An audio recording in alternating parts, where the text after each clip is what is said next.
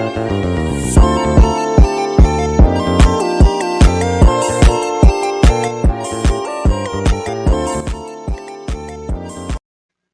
teman-teman semuanya, apa kabar? Semoga baik-baik saja. Perkenalkan, nama aku Karipin Anagona Wiranata, berasal dari program studi Manajemen Keuangan Negara. Nah, di pertemuan kali ini, aku akan membahas materi statistika terapan mengenai distribusi peluang diskrit. Tunggu apa lagi? Simak yuk! Oke, pada pertemuan kali ini, kita akan membahas beberapa poin-poin penting. Ada preview, ada konsep dasar probabilitas, ada aturan penjumlahan, aturan perkalian, kemudian menghitung atau counting, ada distribusi binomial, dan distribusi Poisson. Oke teman-teman, kita awali dengan review dulu, di mana kita akan membahas relevant rule of inferential statistic atau aturan pisau langka untuk statistik inferensial. Nah, relevant rule ini artinya jika di bawah asumsi tertentu, probabilitas dari suatu peristiwa yang diamati itu sangat kecil, kita menyimpulkan bahwa asumsi tersebut mungkin juga tidak benar. Nah, maksudnya gimana sih? Nah, contohnya kayak gini, teman-teman. Misalkan kita melempar sebuah dadu dan jumlah pelemparan itu 5 kali pelemparan. Dan yang muncul itu angka 6 semua, teman-teman. Jadi 6 terus gitu. Nah, kan kemungkinan munculnya angka 6 terus itu kalau kita pikirkan sangat kecil ya. Nah, itulah misalkan yang disebut dengan kejadian yang sangat langka. Nah, karena kejadian itu sangat tidak mungkin terjadi, kita juga mungkin berpikir bahwa dadu itu nggak normal. Mungkin aja bisa dimodifikasi supaya bisa keluar angka 6 aja. Nah, itulah yang disebut event rule, teman-teman. Kejadian yang sangat langka. Oke, Oke teman-teman, setelah kita membahas preview, lanjut ke basic concept of probability atau basic of probability atau konsep dasar probabilitas. Nah, di dalam konsep dasar probabilitas ini ada event dan sample space atau ruang sampel. Nah, kita lihat pengertiannya nih. Event atau peristiwa merupakan kumpulan hasil atau keluaran dari suatu prosedur. Nah, simpelnya itu sesuatu yang mungkin bisa terjadi waktu kamu melakukan percobaan. Waktu kita melakukan percobaan. Contohnya, melempar sebuah dadu, lalu kita ingin muncul angka genap. Maka eventnya itu 4, 2, dan 6. Gitu. Kemudian simple event itu hasil atau peristiwa yang tidak dapat dipecah lebih lanjut menjadi komponen yang lebih sederhana. Atau satu kejadian dasar yang paling sederhana dari suatu percobaan. Nah, contohnya juga kakak melempar dadu juga. Dan kita ingin muncul angka 3. Berarti kan ini adalah simple yang paling simple. Event yang paling simple. Angka 3 aja. Karena hanya ada satu hasil tunggal. Kemudian sample space. Sample space atau ruang sampel ini adalah suatu prosedur terdiri dari semua peristiwa yang sederhana yang mungkin terjadi. Di mana ruang sampel terdiri dari semua hasil yang tidak dapat dipecah lebih lanjut. Nah, contohnya itu kita melempar sebuah dadu. Pasti ruang sampelnya itu semua angka dadu dari 1 sampai dengan 6. Seperti itu. Kemudian ada notasi probabilitas. Nah, di sini ada 3 poin. Pertama, mengenai P. P-nya adalah peluang, yang mana ya tentu menunjukkan probabilitas atau peluang. Kemudian ada A, B, dan C. Ini adalah variabel yang menunjukkan sebuah event atau peristiwa tertentu. Dan yang di bawah ini, P dalam kurung A atau B atau C itu menunjukkan probabilitas peluang event A atau B atau C yang terjadi. Atau bahasanya peluang A atau probabilitas A, probabilitas B, probabilitas C. Oke, lanjut ke aturan dasar menghitung probabilitas atau peluang. Nah, aturan pertama mengenai relative frequency approximation of probability atau pendekatan frekuensi relatif untuk probabilitas. Nah, caranya dengan melakukan atau amati sesuatu prosedur atau percobaan dan hitung jumlah kali peristiwa A benar-benar terjadi. Nah, dimana juga berdasarkan hasil aktual. Jadi, kayak kita melakukan sebuah percobaan berkali-kali dan menghitung berapa kali kejadian yang kita amati benar-benar terjadi. Nah, rumusnya itu peluang A atau probabilitas A sama dengan berapa kali kejadian kita lakukan itu terjadi atau A terjadi atau event terjadi dibagi dengan berapa kali prosedur atau percobaan yang diulang atau dilakukan. Contohnya, misalkan kita mengamati teman kita yang menjawab soal 20 soal. Dan dari 20 soal itu, hanya 15 soal yang dia jawab benar. Maka, karena kita ingin mencari berapa kali yang benar, maka peluang peluang benar sama dengan 15 per 20 atau 75%. Itu teman-teman. Lanjut ke aturan yang kedua, itu mengenai klasik approach to probability atau aturan klasik, pendekatan klasik. Yang mana pendekatan klasik ini perlu digarisbawahi memerlukan hasil yang sama kemungkinan. Maksudnya, anggaplah bahwa suatu prosedur tertentu memiliki N peristiwa atau event sederhana atau simple event yang berbeda dan bahwa masing-masing dari peristiwa sederhana tersebut memiliki peluang yang sama untuk terjadi. Jika peristiwa A dapat terjadi dalam S dari N cara ini, maka rumusnya seperti ini, peluang A sama dengan S per N, di mana dalam notasinya dijelaskan peluang A sama dengan peluang terjadinya peristiwa A, peluang S sama dengan jumlah cara A bisa terjadi, kemudian N jumlah total kemungkinan yang mungkin terjadi, atau jumlah peristiwa sederhana yang berbeda. Contohnya, itu ada pelemparan dadu. Kita melemparkan satu dadu, dan total kemungkinan dalam dadu kan ada 1/6, jadi kan 6 kemungkinannya ya, angkanya. Dan kita ingin tahu bahwa peluang munculnya angka genap itu berapa. Dan angka genap kan juga ada 3 aja dalam dadu, 2, 4, dan 6. Maka jumlah cara mencari angka genap itu ada 3, atau S-nya 3.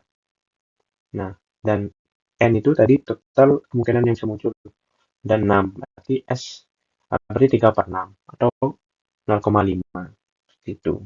Nah, dan kapan sih bisa kita menggunakan rumus ini? Yang tadi kita menghitung peluang dadu, kemudian pilihan kartu, dan melempar koin. Yang ketiga, dari aturan dasar menghitung probabilitas ada subjective probability atau menghitung secara subjektif. Maksudnya apa? Probabilitas dari peristiwa A diestimasikan dengan menggunakan pengetahuan tentang keadaan yang relevan. Selain itu, maksudnya adalah peluang probabilitas yang ditaksirkan berdasarkan pengetahuan, pengalaman, opini, atau intuisi seseorang tentang suatu situasi tertentu. Dan ini bukan hasil dari percobaan seperti pada aturan pertama dan perhitungan matematis yang ketat, atau seperti pada aturan kedua. Nah, dan kata kunci yang bisa aku berikan pada contoh ini adalah diperkirakan, karena peluang ini tidak pasti dan bisa berbeda-beda antara satu orang dan orang lain, tergantung pada seberapa banyak mereka tahu tentang situasi tersebut. Contohnya, seorang dokter yang memperkirakan peluang seorang pasien sembuh dari penyakit tertentu. Nah, tentunya itu dia dapatkan dari pengalaman, berdasarkan pengalaman pribadi dan kondisi pasien, teman-teman. Seperti itu. Oke, teman-teman, kita akan lanjutkan ke probability limits atau batas probabilitas. Selalu ungkapkan probabilitas sebagai pecahan atau angka desimal antara 0 sampai dengan 1, teman-teman. Nah, dan sini ada 3 poin mengenai probabilitas limit. Pertama, probabilitas dari suatu peristiwa yang pasti terjadi adalah 1. Nah, sesuai gambar grafik di atas ini, Satu itu certain atau sering terjadi dan tentunya pasti berhasil gitulah, pasti berhasil, peluang tersebut. Kemudian probabilitas dari peristiwa yang tidak mungkin terjadi adalah nol. Nah, impossible, nggak mungkin terjadi teman-teman, atau gagal. Lanjut, dan untuk setiap peristiwa A atau event A, probabilitas dari A adalah antara 0 sampai dengan 1 yang termasuk. Seperti ini. Lalu kita lihat ke grafik. Di sini ada sedikit tanda-tanda seperti likely, change, unlikely, impossible. Nah, di sini antara 1 sampai dengan 0 ada kriterianya. Misalkan pertama itu berhasil atau pasti terjadi, kemudian likely itu persentase berhasilnya menurun namun lebih besar, tetap lebih besar daripada kegagalan. Nah, ini 50-50 antara kegagalan dan keberhasilan. Kemudian di bawah ini ya makin banyak lah kegagalannya. Yang terakhir tuh ya nggak mungkin bisa berhasil. Nah, selanjutnya ada complementary event atau event complement, yang mana kejadian komplement dari A itu dituliskan dengan A strip atas. Ini ya teman-teman, A isi strip di atasnya, yang dimana bisa dibaca dengan A komplement gitu teman-teman. Kalau aku ya. Kemudian jadi semua kemungkinan hasil yang terjadi, ini maksud dari A komplement itu semua kemungkinan hasil yang terjadi selain kejadian A. Dan jadi kalau A adalah sesuatu yang kita harapkan terjadi, maka A komplement adalah kebalikannya, yaitu A tidak terjadi, teman-teman. Ini. Satu contoh, misalkan kita melempar sebuah dadu dan kita mendapatkan angka 4, maka angka 4 itu merupakan hal terjadi dan merupakan A sendiri. Sedangkan A komplement, kita mendapatkan angka selain angka 4. Misalkan yaitu 1, 2, 3, 5, atau 6. Begitu teman-teman. Mari kita lanjut ke subbab berikutnya, yaitu addition rule atau aturan penjumlahan. Nah, ke konsep lagi. Nah, pada addition rule ini menjadikan aturan penjumlahan sebagai alat untuk menemukan probabilitas yang dapat dinyatakan sebagai peluang A atau B atau P A atau B, dan probabilitas bahwa baik event A terjadi atau event B terjadi atau keduanya terjadi sebagai hasil tunggal dari prosedur atau percobaan. Kata kunci dalam bagian ini adalah atau, di mana atau ini adalah atau yang inklusif, teman-teman, yang berarti salah satu atau yang lain atau juga keduanya. Nah, masuk ke compound event atau peristiwa gabungan atau event gabungan. Nah, notasiannya peluang A atau B sama dengan peluang dalam satu percobaan event A terjadi atau event B terjadi atau keduanya terjadi. Nah, formula addition rule-nya di mana peluang A atau B sama dengan peluang A ditambah peluang B dikurang peluang A dan B. Nah, di mana peluang B ini peluang A dan B ini menunjukkan probabilitas bahwa A dan B keduanya terjadi pada saat yang sama atau not disjoint, teman-teman, sebagai hasil dalam percobaan suatu prosedur. Nah, lebih jelasnya sebagai berikut. Oke, lebih jelasnya kita masuk dulu ke intuitive additional rules. Nah, intuitive additional rules ini merupakan untuk penentuan nilai peluang A atau B, di mana menentukan jumlah dari jumlah cara event A dapat terjadi dan jumlah cara event B dapat terjadi, menambahkan atau ditambahkan dengan cara yang setiap hasil dihitung hanya sekali. Peluang A atau B sama dengan jumlah itu dibagi dengan total hasil dalam ruang sampel. Maksudnya ini, peluang terjadinya salah satu dari kedua kejadian, teman-teman. Nah, dan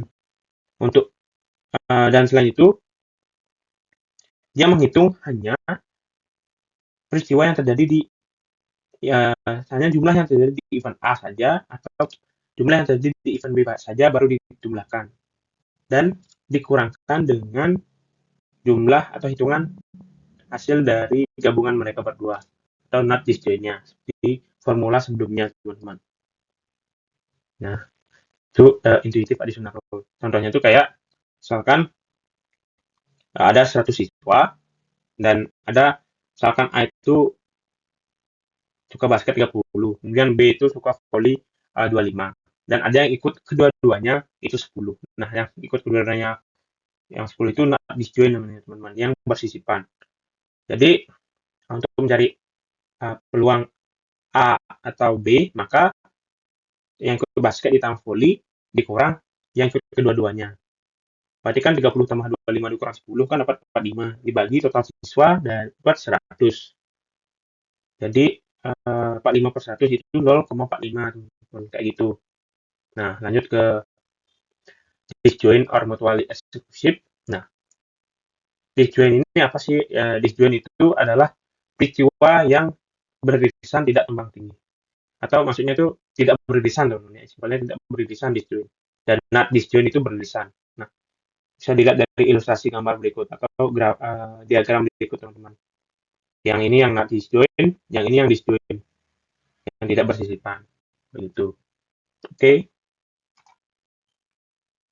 Nah, karena kita juga udah bahas tadi mengenai event complement. Nah, event complement ini juga termasuk disjoint, teman-teman, atau tidak bersisipan. Kenapa? Karena tidak mungkin bagi suatu peristiwa dan komplementnya terjadi pada saat yang sama, kan? Nah, yang berikut juga aturan dari event complement. Seperti ini, teman-teman. Nah, oke.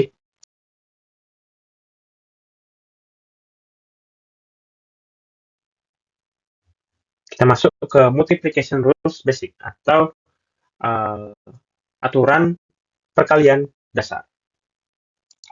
Nah, kita masuk lagi ke konsep. Aturan perkalian dasar digunakan untuk menentukan peluang A dan B. Nah, probabilitas bahwa event A terjadi dalam percobaan pertama dan event B terjadi dalam percobaan kedua. Jadi perbedaannya mungkin udah ketahuan ya, teman-teman, di mana kalau penjumlahan itu dia pada percobaan yang sama atau suatu percobaan. Sedangkan di perkalian ini menggunakan dua percobaan, di mana event A terjadi pada percobaan kedua, yang pertama, dan event B juga event B terjadi pada percobaan kedua. Lanjut, jika hasil dari event pertama A entah bagaimana mempengaruhi probabilitas dari peristiwa kedua, penting untuk menyesuaikan probabilitas B untuk mencerminkan terjadinya event A. Oke, jadi variabelnya dari percobaan itu hampir sama, namun eventnya yang berbeda. Itu yang saya tangkap. Kemudian notasinya itu ada peluang A dan B ini sama dengan peluang event A terjadi dalam percobaan pertama dan event B terjadi dalam percobaan kedua. Seperti itu. Oke, supaya lebih memahami aturan perkalian, kita masuk ke diagram pohon atau tree diagram. Yang mana adalah diagram pohon ini adalah gambar dari kemungkinan hasil dari suatu percobaan atau prosedur. Yang mana ditunjukkan sebagai segmen garis yang berasal dari satu titik awal.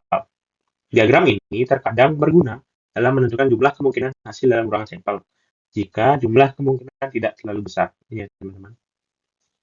Nah, dan pada gambar ini merangkum kemungkinan hasil untuk pertanyaan true or false diikuti oleh pertanyaan pilihan ganda. Nah, TF-nya adalah true false, ada dua, dan kemungkinan true dia ada 5, ABC ini bisa saja benar semua dan bisa jadi salah semua.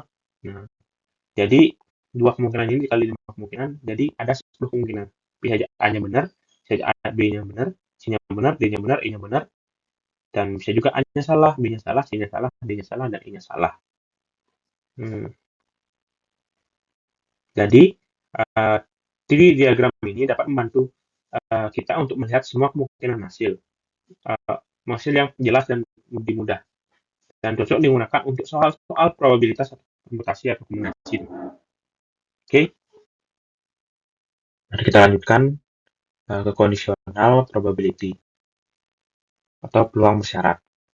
Nah, peluang bersyarat ini kita harus menyesuaikan Artinya kita harus menyesuaikan probabilitas dari peristiwa kedua untuk mencerminkan hasil dari peristiwa pertama, atau event pertama. Event kedua harus mencerminkan dari event kedua.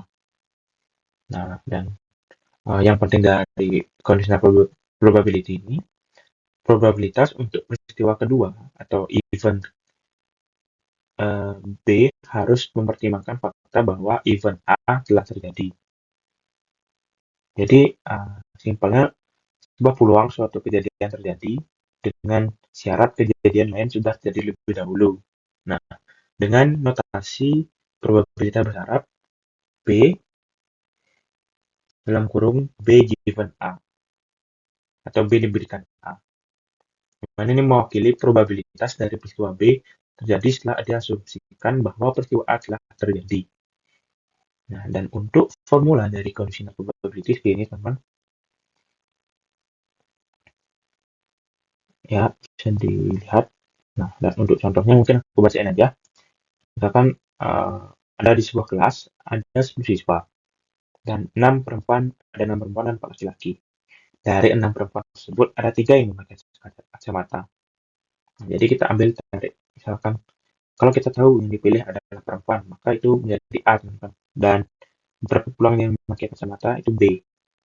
Maka kita tahu A itu perempuan dan B itu yang memakai kacamata. Nah, jadi jawabannya bagaimana? Misalkan, jadi kan dia ini kebalik, artinya B given A.